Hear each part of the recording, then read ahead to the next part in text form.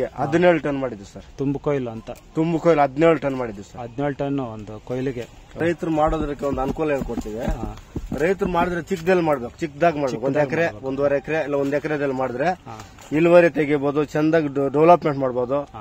ಇವಾಗ ನಾವು 3 ಎಕರೆ ಮಾಡಿ ಲಕ್ಷ ಮಾಡ್ಬೇಕಂತ ಆಸೆ ಬೀಳಬಾರ್ದು. 1 ಎಕರೆ ಮಾಡಿ 2-3 ಎಕರೆ ಅಷ್ಟು ದುಡ್ಡು ಸಂಪಾದನೆ ಮಾಡಬಹುದು.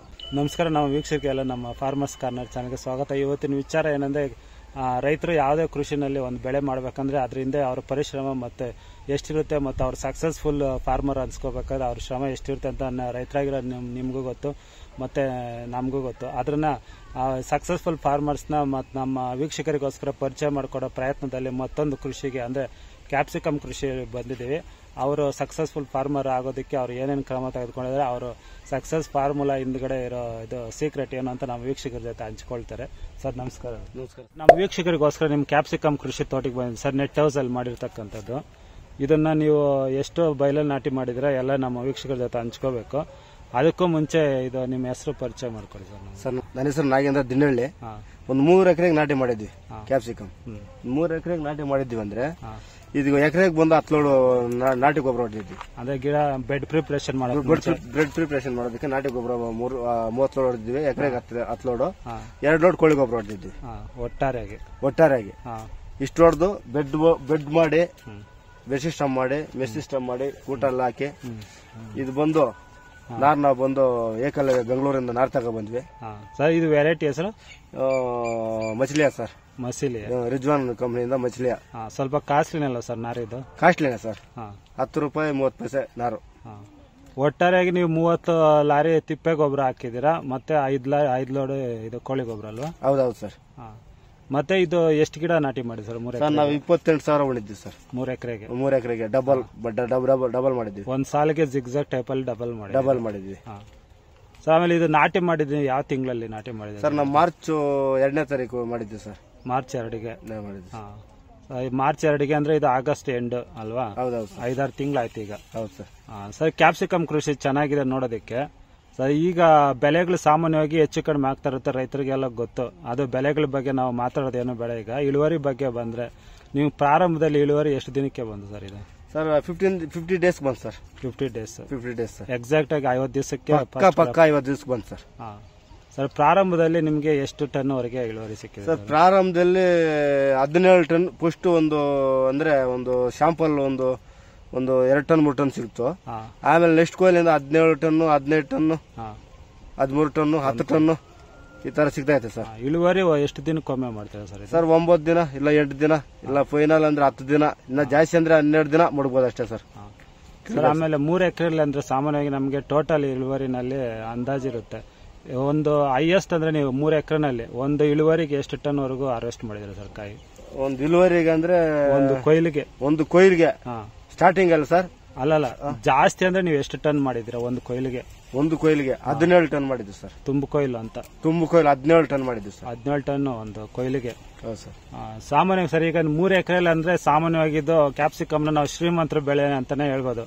ಯಾಕಂದ್ರೆ ನೆಟ್ ಹೌಸ್ ಮತ್ತೆ ಇದು ಬೆಡ್ ಪ್ರಿಪರೇಷನ್ ಗಿಡ ಇದೆಲ್ಲ ತುಂಬಾ ಕಾಸ್ಟ್ಲಿ, ಔಷಧಿಗಳು ಕಾಸ್ಟ್ಲಿ. ಇದನ್ನ ಸಾಮಾನ್ಯ ಜನ ಮಾಡೋದಕ್ಕೂ ಕಷ್ಟ.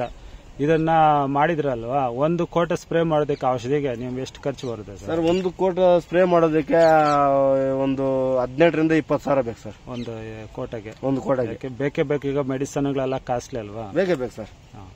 ಸರ್ ಈಗ ನಿಮ್ ಬೆಲೆಗಳು ಕಡಿಮೆ ಅಂದ್ರೆ ಏನ್ ಬೆಲೆ ಸಿಕ್ಕಿದೆ, ಒಳ್ಳೆ ಬೆಲೆ ಅಂದ್ರೆ ಏನ್ ರೇಟ್ ಸಿಕ್ಕಿದೆ ಸರ್? ಸರ್ ನಮ್ಗೆ ಬೆಲೆ ಅಂದ್ರೆ 64 ಫೈನಲ್ ಸಿಗಿದೆ ಸರ್. ಚೆನ್ನಾಗಿದೆ ಬೆಲೆ ಅಂದ್ರೆ? ಚೆನ್ನಾಗಿರೋ ಬೆಲೆ ಅಂದ್ರೆ 42, 45.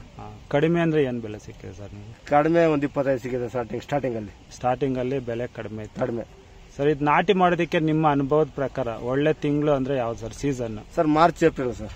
ಮಾರ್ಚ್ ಏಪ್ರಿಲ್ ನಾಟಿ ಮಾಡಬೇಕು. ಹೌದು ಸರ್. ಮಾರ್ಚ್ ಏಪ್ರಿಲ್ ನಾಟಿ ಮಾಡಿದ್ರೆ ನಮ್ಗೆ ಕಲ್ಕಾಲ ಸೀಸನ್ ಸಿಗುತ್ತೆ. ಹೌದೌದು ಸರ್. ಹಾಗೆ ಬಿತ್ತನೆ ಮಾಡ್ಬೇಕು ಸರ್ ಇದನ್ನ. ಹಾಗೆ ಬಿತ್ತನೆ ಮಾಡ್ಬೇಕು ಇದನ್ನ. ಮಾರ್ಚ್ ಏಪ್ರಿಲ್ ತಿಂಗಳಲ್ಲಿ ಹಾಕಿದ್ರೆ 4 ಕಾಸು ಮಾಡ್ಬೋದು ಸರ್ ನಾವು ರೈತರು. ಅದು ಬಿಟ್ಟು ಬೇರೆ ತಿಂಗಳಲ್ಲಿ ನಾಟಿ ಮಾಡಿದ್ರೆ ಇದರಲ್ಲಿ ಏನು ಸೀಸನ್ ಇರಲ್ಲ ಸರ್? ಸೀಸನ್ ಇರಲ್ಲ ಸರ್. ಕಲ್ಕತ್ತಾ ಸೀಸನ್ ಅಲ್ಲಿ ಮಾತ್ರನೇ ಇದು. ಕಲ್ಕತ್ತಾ ಸೀಸನ್ ಅಲ್ಲಿ ಮಾಡ್ಬೇಕು. ನಮ್ ರೈತರಿಗೆ ಹೇಳೋದೇನಂದ್ರೆ, ನಾನು 3 ಎಕರೆ 4 ಎಕರೆ ನಮ್ಮ ದೊಡ್ಡ ಸಾಹುಕಾರ ಮಾಡ್ತಾರೆ. ಹೌದು. ನಮ್ಮ ಚಿಕ್ಕ ರೈತರು ಮಾಡಕ್ಕಾಗಲ್ಲ. ನೆಕ್ಸ್ಟ್ ಅದೇ ಪಾಯಿಂಟ್ ಗೆ ಬರ್ತಾ ಇದ್ದೆ. ಈಗ ನೀವು 3 ಎಕರೆ ಮಾಡಿದಿರಾ, ಇದನ್ನ ವಿಡಿಯೋದು ಯಾರಾದ್ರೂ ರೈತರು ನೋಡ್ಬಿಟ್ಟು ನಾವು 3 ಎಕರೆ ಮಾಡ್ಬಿಟ್ರೆ ಇಷ್ಟ ಆಗುತ್ತೆ ಅಂತ ಹೇಳ್ತಾರಲ್ವ, ಅನ್ಕೊಂಡ್ಬಿಟ್ರೆ ಅದು ಮಾಡೋದಿಕ್ಕಾಗುತ್ತಾ? ಯಾಕೆಂದ್ರೆ ನೀವು ಒಂದು ಔಷಧಿ ಒಂದು ಸ್ಪ್ರೇಗೆನೆ 15ರಿಂದ 20 ಸಾವಿರ ಒಂದು ಸ್ಪ್ರೇಗ್ ಅಂದ್ರೆ ಇದನ್ನ ಸಾಮಾನ್ಯವಾಗಿ ಜನ ಮಾಡೋದ್ ಕಷ್ಟ. ಅದರಿಂದ ಅವ್ರ ಬಗ್ಗೆ ನೀವು ಏನ್ ಹೇಳ್ತೀರಾ ಸರ್? ರೈತರು ಮಾಡೋದಕ್ಕೆ ಒಂದು ಅನುಕೂಲ ಹೇಳ್ಕೊಡ್ತೀವಿ. ರೈತರು ಮಾಡಿದ್ರೆ ಚಿಕ್ಕದಲ್ಲಿ ಮಾಡ್ಬೇಕು, ಚಿಕ್ಕದಾಗಿ ಮಾಡ್ಬೇಕು. 1 ಎಕರೆ 1.5 ಎಕರೆ ಇಲ್ಲ 1 ಎಕರೆದಲ್ಲಿ ಮಾಡಿದ್ರೆ ಇಳುವರಿ ತೆಗಿಬಹುದು, ಚಂದಾಗಿ ಡೆವಲಪ್ಮೆಂಟ್ ಮಾಡಬಹುದು. ಇವಾಗ ನಾವು 3 ಎಕರೆ ಮಾಡಿ ಲಕ್ಷ ಮಾಡ್ಬೇಕಂತ ಆಸೆ ಬೀಳಬಾರ್ದು. 1 ಎಕರೆ ಮಾಡಿ 2-3 ಎಕರೆ ಅಷ್ಟು ದುಡ್ಡು ಸಂಪಾದನೆ ಮಾಡಬಹುದು. ಹೌದು. ಇದು ಏನ್ ಮಾಡ್ತಾರೆ ಅಂದ್ರೆ ಇವಾಗ ದೊಡ್ಡ ದೊಡ್ಡ ಸಾಹುಕಾರ ಅವ್ರು ಇರ್ತಾರೆ, ಪಾಪ ಮಾಡ್ತಾರೆ, ಡೆವಲಪ್ಮೆಂಟ್ ಆಗ್ತಾರೆ, ಇಲ್ಲಾಂದ್ರೆ ಬಿದ್ದೋದ್ರೆ ಎದ್ದೇಳ್ತಾರೆ. ಚಿಕ್ಕ ರೈತರು ಎದ್ದೇಳಕ್ಕಾಗಲ್ಲ. 1 ಎಕರೆಯಲ್ಲಿ ಮಾಡಿ ಚಿಕ್ಕದಾಗಿ ಅದನ್ನ ಯಾವ ತರ ಡೆವಲಪ್ಮೆಂಟ್ ಮಾಡಬೇಕು, ಯಾವ ತರ ಸ್ಪ್ರೇ ಮಾಡ್ಕೋಬೇಕು, ಯಾವ ತರ ಮದ್ದುಗಳು ಗೊಬ್ಬರಗಳು ಯಾವ ತರ ಡೆವಲಪ್ಮೆಂಟ್ ಹಾಕೋಬೇಕಂದ್ರೆ 1 ಎಕರೆಯಲ್ಲಿ ಮಾಡ್ಕೋಬೇಕು. ಇಲ್ಲ 1.5 ಎಕರೆಯಲ್ಲಿ ಅವ್ರವ್ರ ಇದು ಅನುಕೂಲ ಪರವಾಗಿ ಹೇಳ್ತಾ ಇದ್ದೀನಿ. ಮಾಡ್ಕೊಂಡ್ರೆ ಇದರಲ್ಲಿ ಪರವಾಗಿಲ್ಲ ಸರ್, ಕಾಸು ಮಾಡ್ಬೋದು. ಸಾಮಾನ್ಯವಾಗಿ ಈಗ ಮಧ್ಯಮ ವರ್ಗದವರು ಇದರಲ್ಲಿ ಖರ್ಚು ನೋಡಿಕೊಂಡು ಆಮೇಲೆ ಹೆಚ್ಚು ಪ್ರದೇಶದಲ್ಲಿ ಬೆಳಿಬಹುದು. ಯಾಕೆಂದ್ರೆ ಹೆಚ್ಚು ಒಂದೇ ಸಲ ಬಂಡವಾಳ ಹಾಕ್ಬಿಟ್ಟು ಕೈ ಸುಟ್ಕೊಂಡ್ರೆ ಮತ್ತೆ ರಿಕವರ್ ಆಗೋದು ಅಷ್ಟೇ ಕಷ್ಟ ಇರುತ್ತೆ ಸರ್, ಕಷ್ಟ ಇರುತ್ತೆ.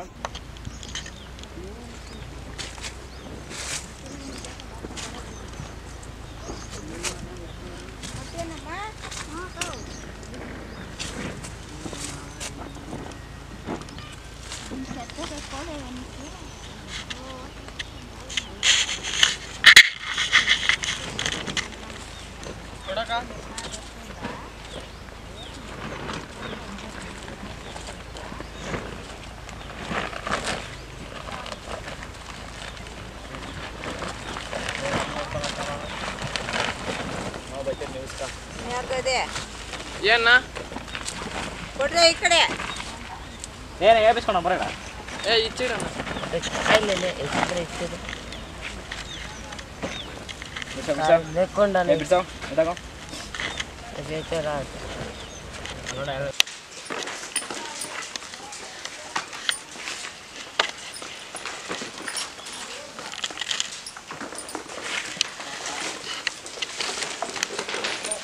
ನೋಡಿದ್ರೆ ನಮ್ಮ ವೀಕ್ಷಕರ ಜೊತೆ ನಮ್ಮ ರೈತರು ತಮ್ಮ ಯಶಸ್ವಿ ಕೃಷಿ ಬಗ್ಗೆ ಮಾಹಿತಿಗಳನ್ನ ಹಂಚ್ಕೊಂಡಿದ್ದಾರೆ. ಅವ್ರಿಗೆ ಇದೇ ರೀತಿ ಕೃಷಿನಲ್ಲಿ ಸಕ್ಸಸ್ ಸಿಗಲಿ ಅಂತ ನಮ್ಮ ಚಾನೆಲ್ ಕಡೆಯಿಂದ, ನಮ್ಮ ವೀಕ್ಷಕರ ಕಡೆಯಿಂದ ಅವರಿಗೆ ಧನ್ಯವಾದಗಳನ್ನು ಹೇಳೋಣ.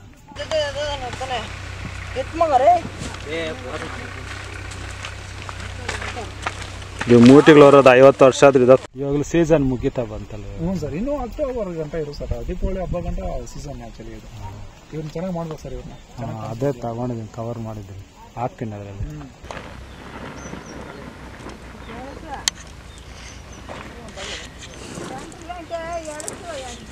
లాస్ట్ లానా ఉంది, సెంటర్ లానా ఉంది, ఇది ఎంత బులేలా